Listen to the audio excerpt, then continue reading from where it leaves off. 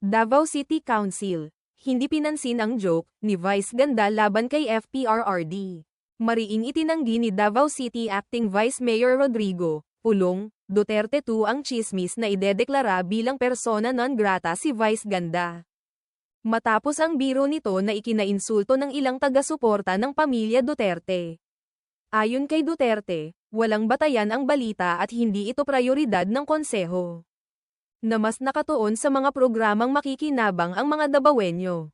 Giit niya, hindi magpapadala ang lungsod sa cheap insults at mas mainam na gamitin ng mga personalidad ang kanilang impluwensya para magbigay inspirasyon kaysa manlay.